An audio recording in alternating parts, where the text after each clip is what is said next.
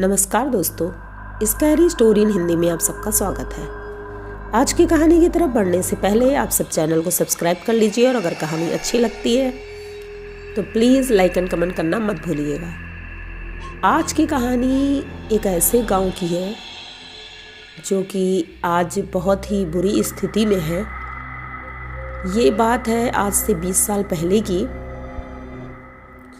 तब ही से कुछ ऐसा शुरू हुआ था जो कि क्लियर कुछ कह नहीं सकते हैं, लेकिन हाँ इतना ज़रूर कह सकते हैं कि तभी एक गांव में रामू नाम का इंसान था।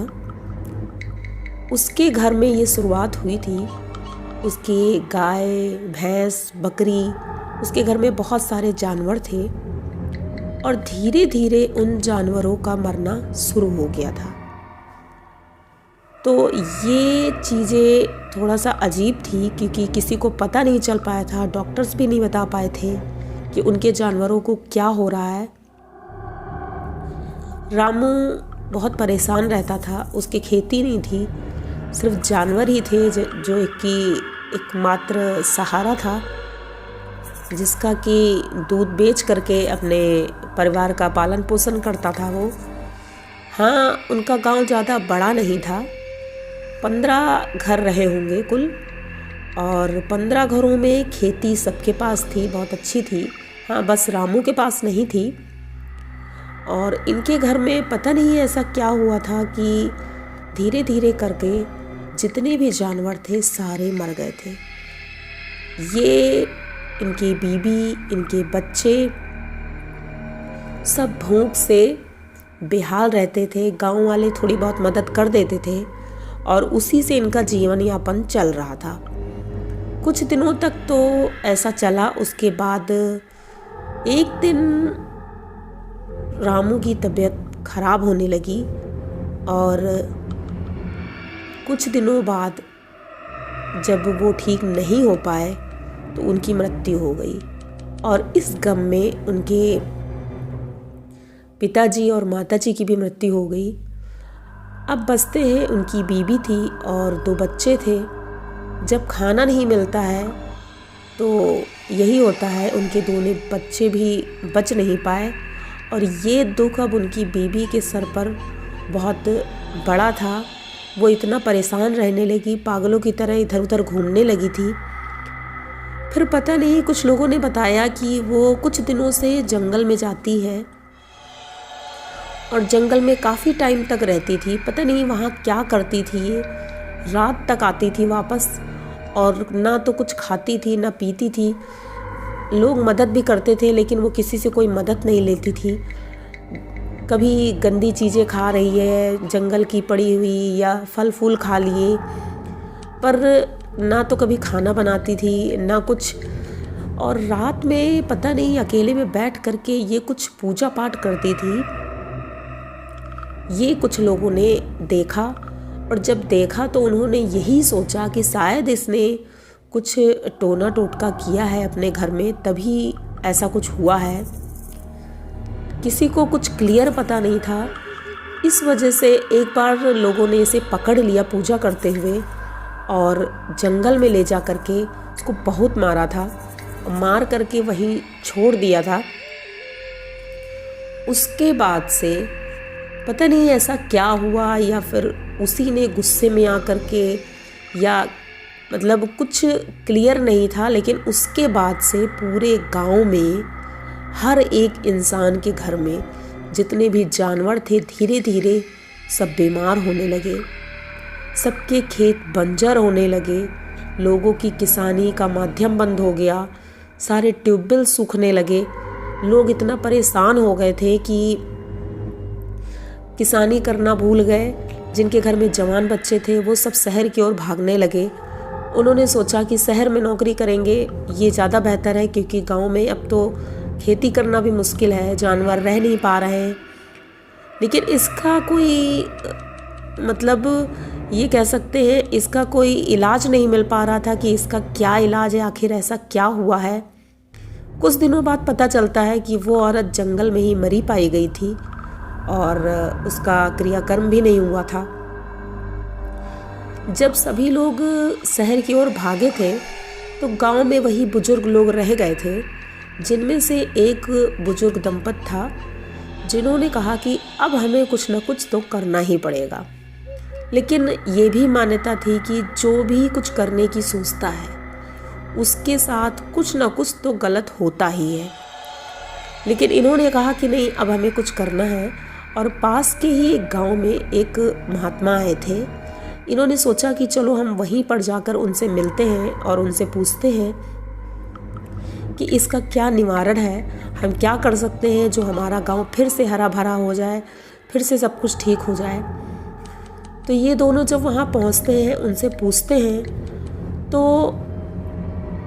उन्होंने बताया कि तुम्हारे गांव में किसी ने टोटका किया है जो कि बहुत ही ज़्यादा भयानक है, और अब जिसने किया है ये टोटका, उसकी मृत्यु होने के बाद उसका साया पूरे गांव में है जो कि किसी को सुकून से रहने नहीं देगा। शायद वो भी सुकून से नहीं था, इसीलिए वो अब किसी को सुकून से रहने नहीं देगा।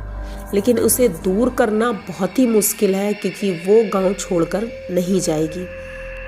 तो इन्होंने बोला कि जाएगी का मतलब? तो वो बोले कि वो एक औरत है और शायद वो बहुत परेशान थी, इसी वजह से उसने ऐसा किया है।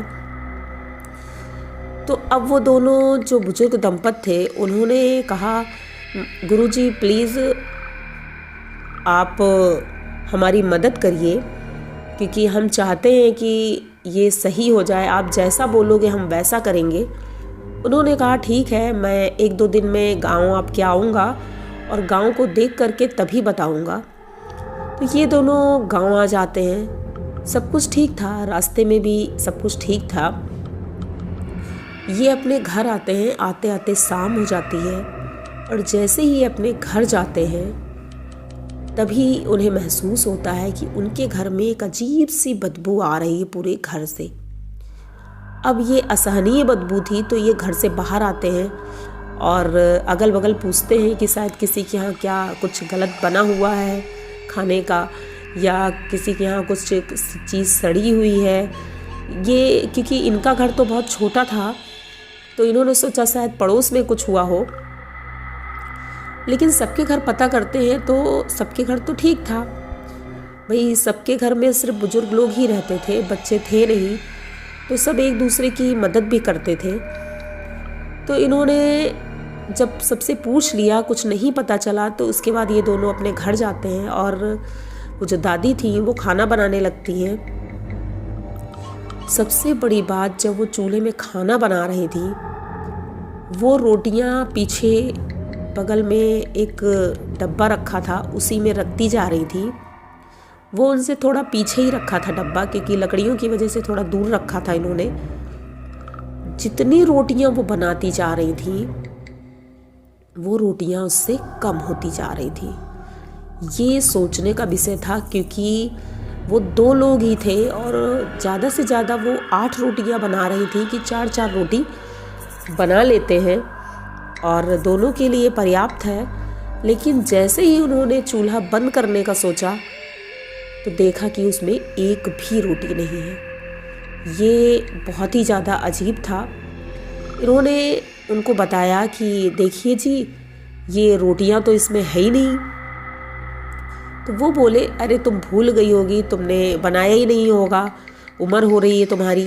तो वो बोली कि इतनी भी उम्र नहीं हो गई है कि रोटी बनाने के बाद मैं भूल जाऊं, लेकिन कुछ तो गड़बड़ है यहाँ पर। तो वो बोलते हैं कि ठीक है, दोबारा बना लो रोटी। वो रोटी बनाने के लिए जब आटा लेने के लिए अंदर कोठरी में जाती हैं, वहाँ पर इनको क्लियर कोई ना कोई खड़ा हुआ दिखता है। अब ये वहाँ देखती हैं, समझ भी जाती हैं, लेकिन डरती नहीं है क्योंकि स्ट्रॉन्ग भी थी।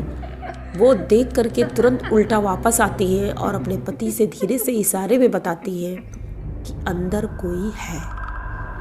अब इनके पति, उनको डर लग रहा था और डर तो बाहर आने के बाद इनको भी लग रहा था, दोनों बहुत डर रहे थे। ये धीरे धीरे दरवाजे की तरफ भागने की कोशिश करते हैं कि घर से बाहर निकल जाए हम। जैसे ही दरवाजे की तरफ बढ़ते हैं दरवाज़ा बंद हो जाता है और पता नहीं कैसे घर में आग लग जाती है। दोनों बुढ़े बुढ़िया उसी घर में जल करके चिल्ला चिल्ला कर उन्होंने दम तोड़ दिया और दोनों की जान चली गई। 2 दिन बाद वो महात्मा जी जब गांव आते हैं तो उनको पता चलता है कि वो जो बुजुर्ग दंपति आए थे उनकी मृत्यु हो गई है। तब महात्मा जी ने कहा कि मैंने तो पहले ही कहा था कि इस गांव में कुछ भी नहीं हो सकता है, क्योंकि जो भी अगर कुछ करने की कोशिश करेगा उसके साथ बुरा ही होगा। तो मैं आप लोगों को यही सलाह दूंगा कि आप लोग ये गांव छोड़ दो, क्योंकि नहीं तो आप लोग धीरे धीरे करके सबके साथ यही होगा। आज भी वो गांव इसी तरह वीरान पड़ा हुआ है और अब वहाँ कोई भी नहीं रहता है, सबने गांव छोड़ दिया है। तो ऐसी कुछ घटनाएं हो जाती हैं जो कि सोचा भी नहीं जा सकता कि ऐसा होगा। ये सच है और इसमें कुछ झूठ नहीं है, मैं झूठ नहीं बोल रही हूँ। इसमें कुछ एक्स्ट्रा मैंने जोड़ा भी नहीं है, जैसा है वैसा ही सुनाया है मैंने। आई होप आप सबको ये कहानी पसंद आई होगी। अगर पसंद आई हो तो प्लीज़ चैनल को सब्सक्राइब करिए, लाइक कमेंट करिए और शेयर करिए। इसी तरह नई और अनोखी कहानियाँ लेकर मैं आती रहूँगी आपके लिए। तो मिलते हैं अगली कहानी में। Thank you.